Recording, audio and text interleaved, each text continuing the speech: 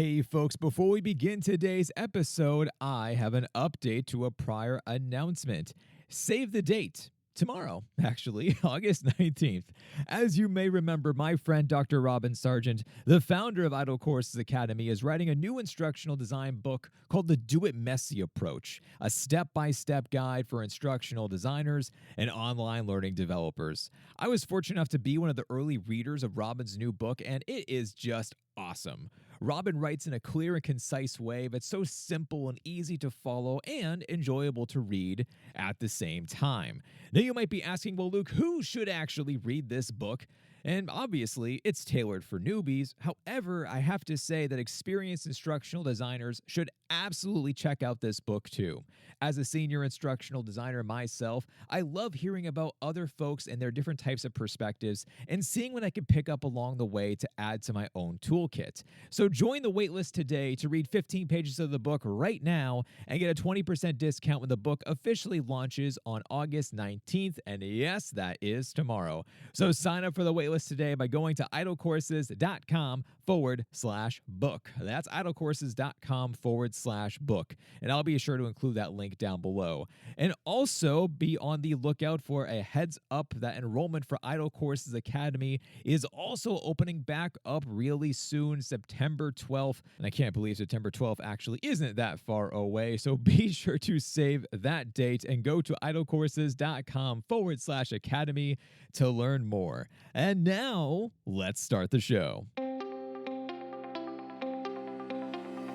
Hello, Learning Nerd Nation, and welcome on in to the nerdiest podcast you are going to hear today. My name is Dr. Luke Hobson. I am the host for this show, and I'm a senior instructional designer and program manager at MIT. I'm also the author of the book called What I Wish I Knew Before Becoming an Instructional Designer. My passion and my purpose is to help you learn more about instructional design. And everyone is welcome on into this show, whether you are brand new into the instructional design field or you have been doing this for years. All are welcomed on in to nerd out together. That's kind of the whole point of this show. We have a very strong learning nerd community, and it's absolutely awesome to be a part of. And of course, if you wanted to learn more about myself, the show, or anything else, you can head on over to drlukehobson.com. Today's episode comes out of the vault of YouTube. You may have already seen it from the post yesterday that I shared on LinkedIn and Facebook, but I created a new video called Why the Instructional Design Field is So Confusing.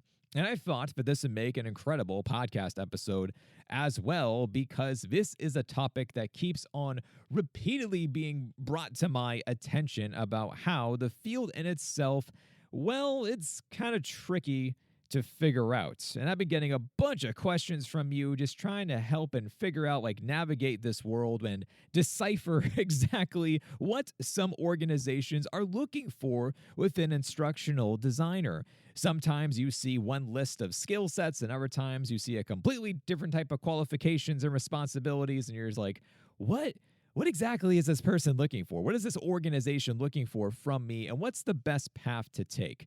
So, if you have been reading job postings lately and wondering why organizations are asking for such radically different types of skills, this episode is for you. It is going to help clear up a few things, and I hope it's going to point you in the right direction. Now, if you would rather watch the video instead of listening to the podcast episode, obviously you can head on over into YouTube. I'll include the link down below into the show notes. I did want to mention, though, and just kind of point out one funny thing. If you do head on over to YouTube and you're looking at a thumbnail, you might, kind of see that I'm a little bit different looking. And why? Well, it's because I finally got rid of the beard. Yes, it was time. It grew to a foot. So at that point in time, it's like, well, I think it makes sense to change things up a bit. So I look a little bit different. So just an FYI, I don't match the pictures on the thumbnail compared to the video, because how I record YouTube videos is that I do them in a batch recording.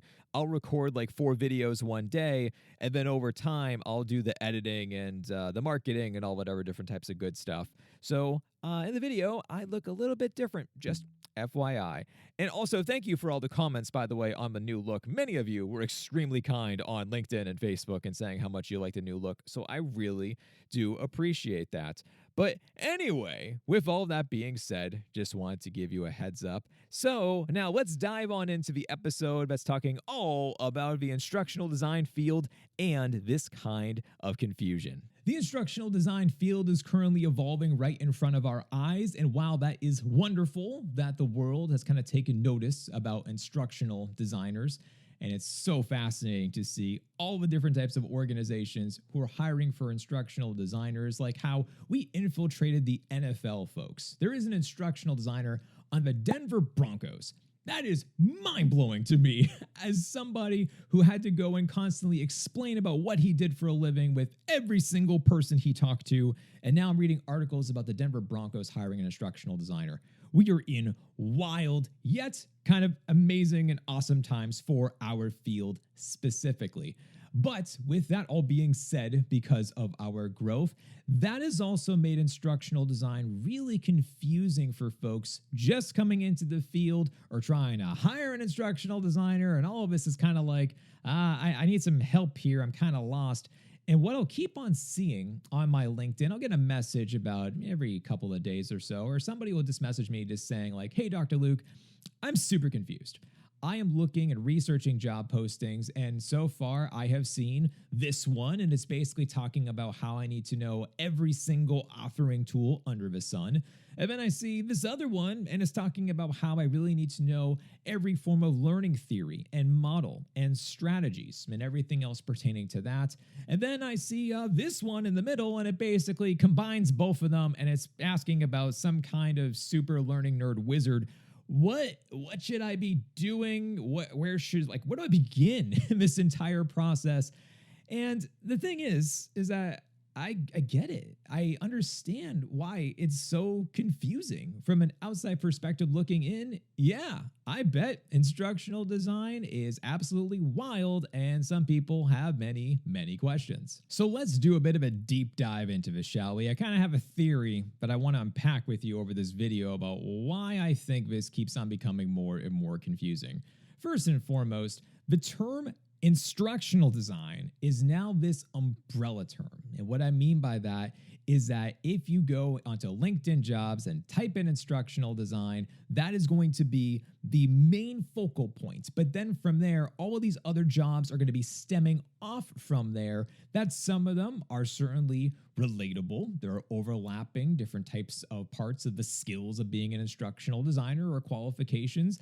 And then other times you're looking at a job title and you're like, I don't really know. Like, that's not that close, I guess, and it's just really kind of confusing from there. So the other day, to kind of highlight these, I made a list about roughly 50 or so names within the learning and development space that kind of, in my opinion, if you go and Google instructional design jobs, these very well might be coming about.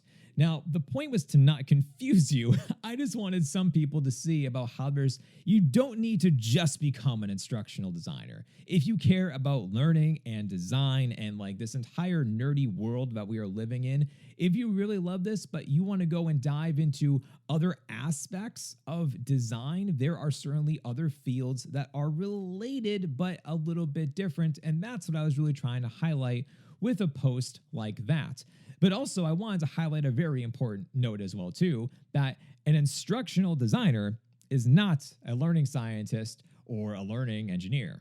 An instructional designer is not an e-learning developer or a curriculum developer or a technologist, or there's many other different types of phrases that I mentioned inside of that status. But where this all stems from is that if there is one particular area of instructional design that you find really fascinating, you can actually make an entire career out of just one area.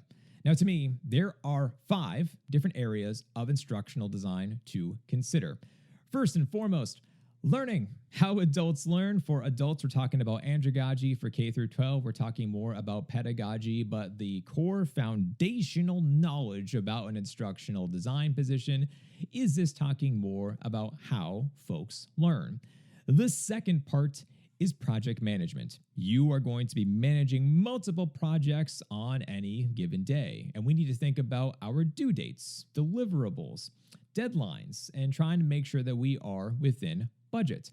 The next part of instructional design to me is collaborating with subject matter experts. We partner with subject matter experts, or as we call them in the field, SMEs, and we work with these people because we are not the experts when it comes to a particular area. Sometimes we are, but usually, though, we're not. And we need to partner with another person to have that right balance of both having the insights of an instructional designer and a subject matter expert at the same time.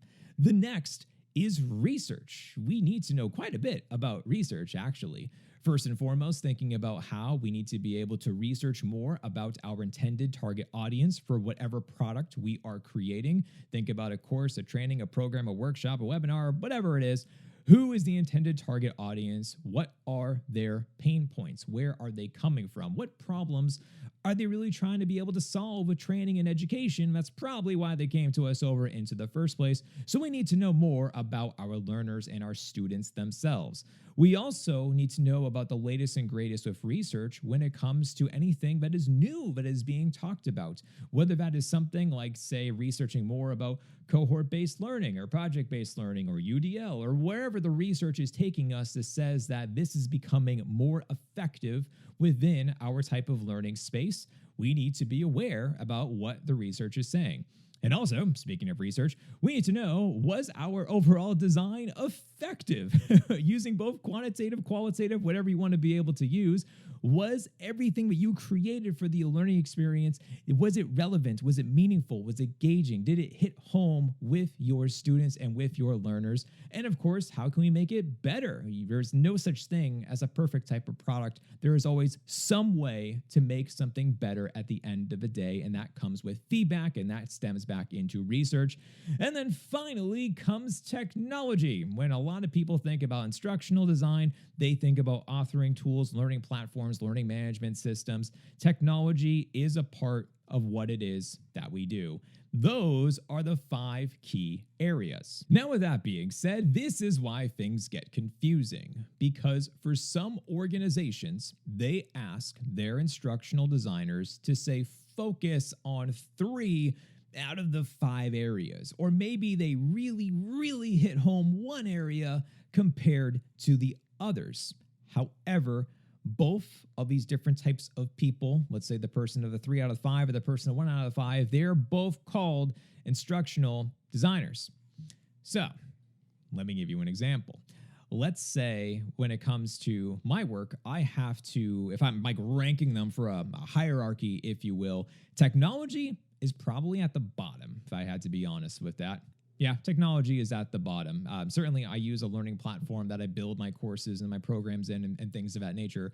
But the biggest part of my job is focused around how adults learn, properly designing and building and implementing and all that good stuff when it comes to the learning experience, and also when it comes to working with subject matter experts, especially with what I do within the higher education space. I need to develop amazing relationships with folks, or else things aren't going to go exactly as I have planned. So I'm focused more on those areas. For other folks with an instructional design, perhaps their day-to-day is focused around authoring tools. That's what they use. That is what they're being asked to do. That's how they are evaluated. So for them, instructional design and authoring tools go hand in hand. And this is how, for those now looking at the outside looking in, where they're like, I see. So there's different areas of instructional design, and that's why it can be confusing. And yeah, that is definitely why. Now, to also illustrate this point with stories, because I tell a lot of stories, is that my friend Heidi Kirby shared an amazing blog the other day all about different types of interview questions to ask of an instructional designer. And of course, by reading that, which you should read that, I will definitely link that into this video. It's going to help you to prepare for instructional design interviews. So I shared that on LinkedIn, and most people said, thank you for sharing. This is so great. This is so insightful, blah, blah, blah. Because yeah, it's a fantastic article. But then one person commented, and I'm paraphrasing here, but they mentioned, why do we need to interview instructional designers? Read that. I was like, What? He's like, oh, just tell them what you want them to be able to build and then see how it looks. What? No, not at all. That is the last. I would respectfully disagree. That's the last thing I would do when it comes to instructional design. I'm trying to be able to evaluate the human skills. I want to see about your communication. I want to know how you work with other people. I want to know about your problem-solving methods. What do you do if you face something that you have no idea on how to fix? How are you going to be able to figure that out? I also want to learn more about you, the person, for you to be able to describe your design methodology, your process. What do you use to make learning effective and engaging and fun? Well, what is it that you love about instructional design? Those are definitely more things that I want to know about. And then, sure, I'm going to ask and perhaps see within the portfolio about what you have built, but I can train someone to use a learning management system. That's not an issue. It is much harder to teach somebody about proper communication skills, working with subject matter experts, building those relationships, and identifying key stakeholders and everything else of a sort. That is way harder to train. But for this person who commented on that post, they've been in instructional design for years, and this is how they have done things when it comes to interviewing their instructional designers. That is like their kind of test, if you will. So with that said, it's like, yeah, that's not helping when it comes to the confusion around the instructional design field, because those two interviews, if you were essentially handed, and this kind of goes back to one of the conversations that Heidi Kirby and we actually had around a podcast before about being talked about with not being an order taker. And that's kind of what this other person's response reminded me of, is that an instructional designer should not be an order taker. It should not be that you give somebody a sheet and say, go build this, and then there we go. There's no design. That's building. That's developing. That is not design in itself, because there's no interaction with the subject matter expert or the stakeholders. There's no going back and trying to revise and make something better with proper different forms of learning strategies or anything like that. It's just you build the product and there you go. So it would be a really, really different interview from going from one style of being asked to essentially be an order taker and another style when it comes to doing literally everything else within the instructional design field. So with that all being said, what is my final piece of advice for you here, now that I probably just made things even more confusing, which probably wasn't very helpful? So let me be helpful for a second. My advice for you would be I'm going to ask you a question here. What kind of instructional designer do you want to be when you grow up? Think about that for a second. What excites you about the instructional design field? Do you love the learning aspect side? Is that something where if you read a book on learning science, you could read that all day, all night? That really excites you? Well, there are certainly instructional designers who lean more towards going through different types of things when it comes to andragogy and pedagogy, for sure. And some organizations absolutely value that, and that is like the number one bullet point on a job posting, is knowing more about learning. Now, let's say, does data interest you? Do you find that fascinating? If you were to go through and download all these different forms of data and dive on into the learning analytics, is that something that you love? There are certainly design positions and learning analytics positions that revolve around that. So you can go down that rabbit hole if you wish. There's also these different types of I'm going to mess up the name, of course, now. It's some type of portfolio manager role I keep on seeing, like learning design and portfolio manager, something along those lines, which is basically saying that you are now responsible for having a portfolio of different types of courses and programs. You are managing those. You are in charge of those. How are you going to revise them? How are you going to be able to work with subject matter experts to bring in their insights and student feedback and learner feedback and try to be able to see how you can make this better every single time around? And perhaps you are responsible for the operations, the logistics, the day-to-day, and things of that nature. That is also a part, if you want it to be, of instructional design. Some organizations will actually ask you to do everything, and that is not impossible. That really is my job, in a nutshell, is that my official title is Senior Instructional Designer and Program Manager.